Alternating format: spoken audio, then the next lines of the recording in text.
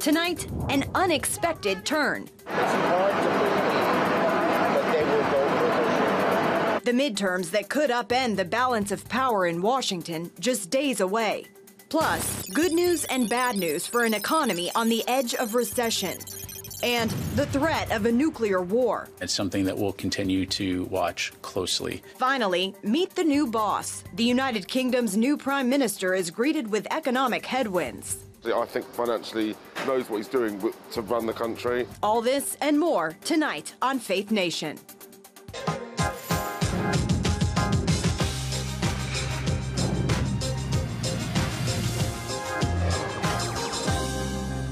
The midterm election countdown begins. Welcome to Faith Nation in Washington. I'm Caitlin Burke. The Democrats are pulling out all the stops. Former President Obama set to hit the campaign trail in Georgia, where the stakes are high. A Senate seat in the Peach State is up for grabs, and the race is tightening. Democratic Majority Leader Chuck Schumer caught on a hot mic Thursday in New York discussing the status of that race.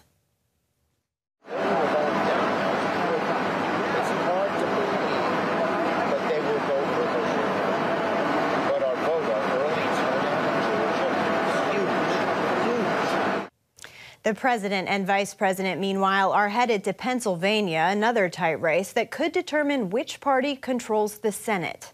And circling back to the Georgia Senate race, new allegations against Republican Herschel Walker surfacing. He's in a virtual dead heat against Democrat incumbent Senator Raphael Warnock. Matt Galka has more from the campaign trail. A second woman's abortion allegation has put Herschel Walker back on defense in the closing days of his Senate campaign. But just like the first, he's calling the latest allegation a lie. Well, I'm going to tell y'all, vote for me. I'm going to get us all to the promised land, because I can tell you, we can get there together. We can get there together. Walker took the stage in front of an enthusiastic crowd in Dillard, Georgia, just below the North Carolina line. Afterward, at an LA news conference called by high-profile attorney Gloria Allred, an unnamed woman's voice was heard claiming the candidate pressured her to have an abortion in the early 90s. Herschel Walker is a hypocrite, and he is not fit to be a U.S. Senator. We don't need people in the U.S. Senate who profess one thing and do another. I'm done with this foolishness. I've already told people this is a lie, and I'm not going to entertain, continue to carry a lie alone. On the campaign trail, his pro-life stance, even amid the allegations, appeals to some of his supporters. I understand he had some issues early. We all have had issues in our youth. But I'm for the candidates who want America to be the country I was raised in, not the country we've become. Walker has been quick to tell voters not to buy what Democrats are selling, frequently mentioning Senator Raphael Warnock, the economy, and crime. I've been asking for Senator Warnock to debate me. He was running, but he didn't know I can catch him. And when I caught up with him, he knew that the Lord had prepared me for him. Think about this. He believed in no cash bail. That means they just walk through the jail like a revolving door. Not on my watch, and not. I want my letter to say that I stood up for a livable wage, that I stood up for voting rights, that I stood up for civil rights. Warnock has not made Walker's abortion allegations a central part of his events, focusing instead on health care and voting rights. I wrote the provision in the Inflation Reduction Act to cap the cost of insulin for folks on Medicare to no more than $35 of out-of-pocket costs per month. Something Black Voters Matter Fund co-founder Latasha Brown says is a significant issue for Georgians, especially minority voters. And it's really around health care, and I think abortion is a part of that reproductive health care, and access to reproductive health care is a part of that. But it's not just on the single issue of abortion. It's really around the expansion of people having access to quality health care, whether that's access to the hospitals, whether that's access to the care itself. Not even sure you mentioned Herschel Walker's name, but there are ads out there that are a little more hard-hitting. In these last 2 weeks of the campaign, any thought about changing that strategy? An election is a choice. And the people of Georgia deserve to see that choice. Because in this case, it's stark and deeply consequential. I think if you want to know what somebody will do once they're in office, just take a look at their life before they ran. The damaging headlines have not slowed the campaigns down, and recent polling shows the two men virtually tied. If that holds and neither one gets more than 50% of the vote on Election Day, then they could be heading to a December runoff. In Atlanta, Georgia, Matt Gelka, CBN News. Here with us now is CBN News Chief Political Analyst David Brody. David, it wasn't very easy to hear over the airplane noise, but Senator Schumer was speaking into a hot mic with the president in Syracuse yesterday, saying Democrats' chances in Georgia are going downhill. Is he right? Yeah, I think he is. I think he is, Caitlin. And I think part of the problem here for Democrats has been that they thought the Herschel Walker or the allegations against Herschel Walker on abortion were going to hurt them. It actually seems to have galvanized many, especially within the faith community, to say, look, this was years ago. He's denied it. And of course, there's the redemption angle. And so I actually think it's kind of awakened to a degree a sleeping giant down there. I think that's part of it. And I also think, look, the reality is that Democrats are fighting an uphill battle in a terrain that is all about the economy, and that's going to supersede everything. So I think this has been a problem. And of course, Warnock has his own personal issues as it relates to stuff the Walker campaign has brought up. So you put it all together, and it does look like it's starting to slip away a bit in Georgia. It's still too close to call. It's still a toss-up. Another important race is the Senate race in Pennsylvania, and the two candidates, Dr. Mehmet Oz and John Fetterman, who is recovering from a stroke, held their first and only debate this week. Any predictions following that showdown? Listen, Caitlin, we all know it was brutal to watch, and honestly, really shame on the folks that put him out there on that stage. It was tough. Now, you give him credit for appearing on the stage, I guess, from a courage standpoint. But look, he just had a stroke, and this is what voters saw. So I clearly the edge to Dr. Oz. I mean, I don't think that it's going to take a rocket scientist to figure out that even though that's a toss-up race, the momentum clearly in Dr. Oz's favor. But look, for John Fetterman, I mean, it was just one problem after another. Not to mention, he had a real bad answer on the fracking issue during the debate, where he said, they caught him back from a certain time ago saying he was against fracking, then he's for fracking now. And then during the answer, he said he was for and against fracking. It was all over the place. So, yeah, Dr. Oz clearly, once again, just like Georgia, seems to be pulling ahead. And the polls have suggested that, Caitlin. Now, another issue that came up during that debate and is also coming up in Georgia was the candidate's stance on abortion. Now, in Georgia, pro-life candidate Herschel Walker keeps having more women coming forward saying he's encouraged them to have abortions. Is the issue going to be a determining factor when voters cast their ballots? Well, you know, all the polling I've seen is that it is not. And maybe in another election it would be, especially in places like Georgia, and to a degree in Pennsylvania with the Catholic vote. But this time around, it's different for Democrats, because every poll that I've seen is it's the economy, the economy, the economy. And then you get into crime, and then you get into some of the parental issues as it relates to what's going on in the schools. And then abortion comes in at fourth or fifth or even sixth. Now, to some Democrats, abortion might be the second or third issue. But overall, the economy trumps it all. And that's why Democrats aren't getting the traction that they normally would, maybe in some other election year. All right, David, real quick. The Senate is down to the wire. But what about in the House? Could Republicans take back control there? There's no doubt. And look, at this point, it could be upwards of 25 seats. I've heard as high as possibly 50. Right. If it's 50 on election night, it's because they're doing well in places that they don't normally do well, like New York and Oregon. All right, David Brody, thanks for coming on. Thanks, Caitlin. Now, a vicious attack against the husband of House Speaker Nancy Pelosi has him actually recovering in the hospital tonight. The president says he and the First Lady are praying for Paul Pelosi after an intruder broke into his home in San Francisco and assaulted him. The Speaker of the House was not home at the time of the attack early this morning. The assailant is now in custody, and the incident is under investigation. Turning to the economy, no end in sight for the record-breaking inflation paralyzing American households. Today's report from the Commerce Department shows U.S. prices spiked 6.2% in September from the same time last year. This despite aggressive moves by the Fed to rein in what's considered the worst inflation in 4 decades by raising interest rates. The average 30-year fixed mortgage rate surging 7% this week, double from a year ago. Meanwhile, the latest GDP report showing the economy expanded at an annual rate of 2.6%, even though many signs point to a slowdown. Joining us now is Mark Hamrick, Senior Economic Analyst and Washington Bureau Chief at Bankrate. Mark, first off, let's focus on that GDP report. Does the growth we're seeing there mean we're not in a recession yet? I think that's right. From my vantage point and most of the economists I speak with, they have not believed that we have been in a recession so far this year. But this is a case where we look at that third quarter GDP number and say, what about this is sustainable?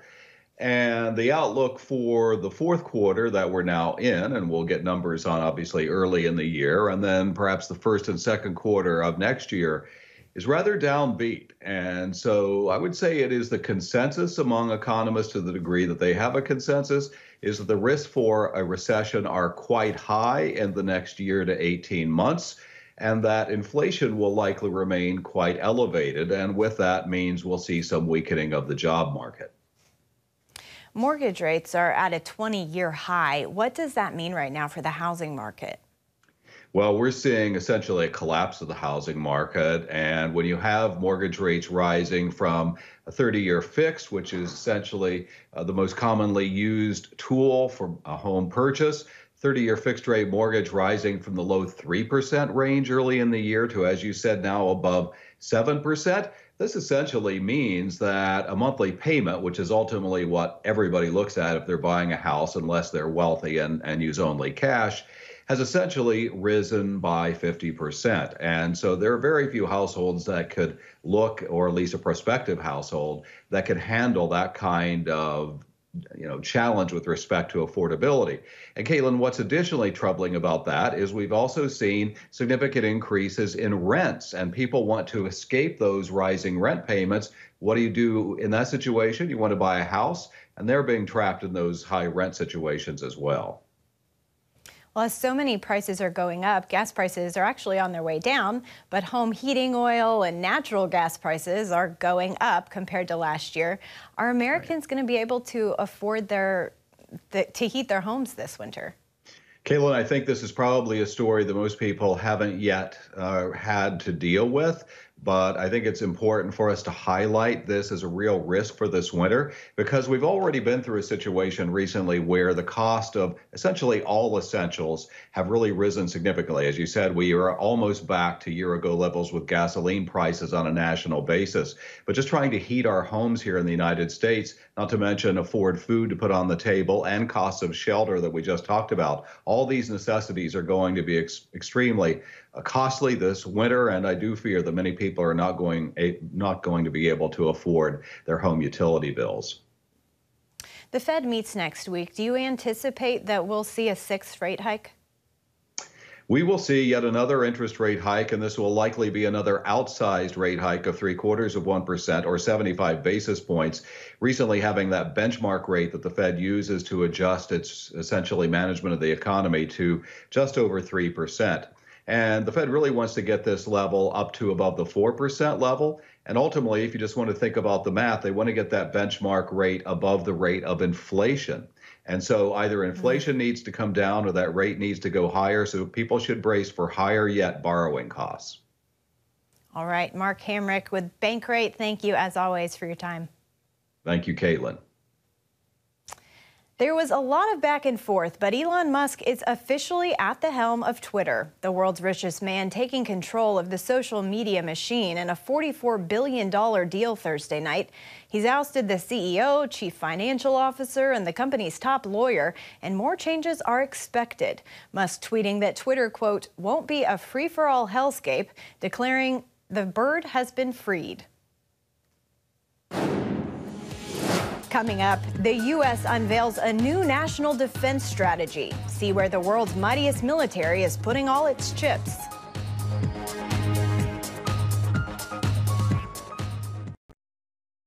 The U.S. is zeroing in all of its military might on China. That, according to the Pentagon's newly unveiled National Defense Strategy. The key theme of the NDS is the need to sustain and strengthen U.S. deterrence, with the People's Republic of China as our pacing challenge.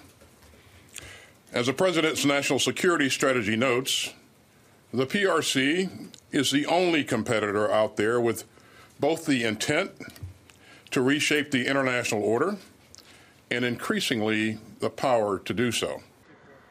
Beyond China, the Department of Defense points to Russia as an acute threat, calling the war in Ukraine the worst threat to European security since the end of World War II. Russian President Vladimir Putin, meanwhile, oversaw drills of the country's strategic nuclear forces this week. The exercises intended to simulate a massive nuclear strike by Russia in retaliation for a nuclear strike against them. The military exercises come amid Russia's accusations that Ukraine plans to use a radioactive dirty bomb. Defense officials are concerned it might be a cover for Russia to use such a weapon themselves. Charlene Aaron has the story.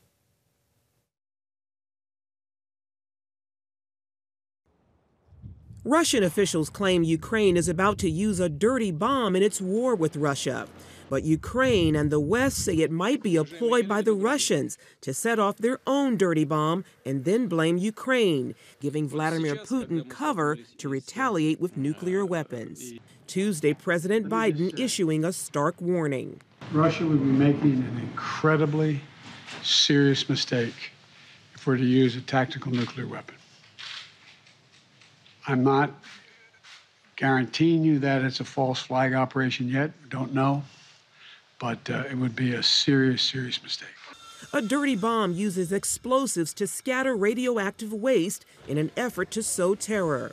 The Pentagon, along with other countries, including Britain and France, also strongly refute Russia's claims. I think that the U.S. government writ large has communicated to Russia the concerns that we have with the language that we've seen, the nuclear saber rattling, as well as condemning these false allegations that Ukraine is building a dirty bomb. Ukraine officials say Russian forces have performed secret work at a nuclear plant they hold near Zaporizhia and are preparing a terrorist act using nuclear materials and radioactive waste stored there. Unable to confirm the allegations, the U.S. is keeping an eye on the situation. We have not seen at this time, though, any indication that Russia has made a decision or intends to employ nuclear weapons or a dirty bomb. But again, it's something that we'll continue to watch closely. Meanwhile, a group of progressive Democrats has retracted a letter to the White House urging President Biden to engage in peace negotiations with Russia. The letter, written in June but made public Monday, sparked a major uproar to expose rifts within the Democratic Party just days before the midterm elections, where Democrats may lose control of the House. Charlene Aaron, CBN News. The United Kingdom's fifth Prime Minister in 6 years. When we come back, the challenges ahead for the UK's newest leader. Turning overseas to the United Kingdom, the new Prime Minister, Rishi Sunak, brings an impressive resume to his new job, along with a Hindu faith. He said he supports moving Israel's capital to Jerusalem, but his top priority is the economy. Dale Hurd brings us a deeper look. While Rishi Sunak will be the first Hindu Prime Minister of officially Christian Great Britain, that's been almost a non-issue in a nation in desperate need of a competent leader. Prime Minister. Sunak is the fifth Prime Minister in the past 6 years, and there's hope that this one will succeed. I think financially knows what he's doing to run the country. He will be able to sort us out. I think he's been in the right sort of jobs to understand all the intricacies of what needs to be done. You do need somebody who's going to have courage to change everything and to shake everything up. Rishi Sunak is described as a proud Hindu who has taken the oath as a member of Parliament on the Hindu holy book, the Bhagavad Gita.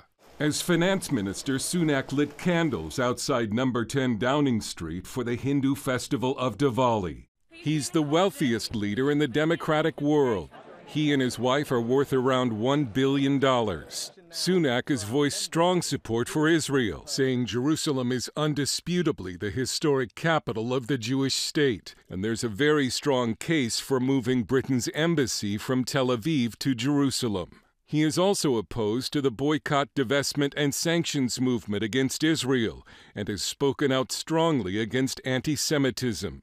As for the United States, there are strong ties. Sunak met his wife as a student at Stanford University, and he held a U.S. green card until last year. Sunak's experience at Goldman Sachs in helping run a hedge fund will be useful, as he inherits an economic mess of high inflation, low growth, and soaring energy prices. Some citizens are refusing to pay their utility bills. And when his predecessor Liz Truss offered what some believe was a good plan to revive the economy, the markets bucked against it, and the pound crashed to a record low. It is just very, very difficult for anyone to both reassure the markets and deliver growth at this point. The two are working against each other. If elections were held today in Britain, the Conservative Party would be wiped out. A recent poll showed the Labour Party holding a 33-point lead.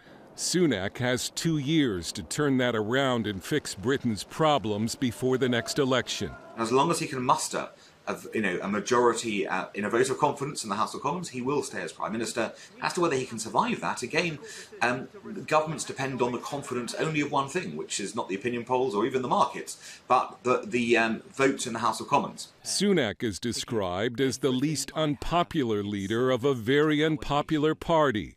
And at 42, he's the youngest prime minister since Lord Liverpool in 1812. Dale Hurd, CBN News. Finally tonight, for families with babies in NICU, life can be emotional and exhausting. That's why a hospital system is bringing joy to families across Chicago with a special holiday tradition. Aurora Health is encouraging families of their tiniest patients to dress them up in creative costumes for the NICU Halloween Costume Bash. From Batman to scuba diver twins to Woody from Toy Story, there's no lack of creativity. The tradition dates back several years with some adjustments made during COVID. But this year, instead of nurses dressing the babies up, it is up to mom and dad, and the parents are going all out. The two costumes with the most votes by the end of today will receive a prize. But as the hospital notes, all the babies are already winners. Such a great idea to bring smiles to those parents' faces. I think the scuba diver twins are my favorite. That's going to do it for Faith Nation. We'll see you Monday.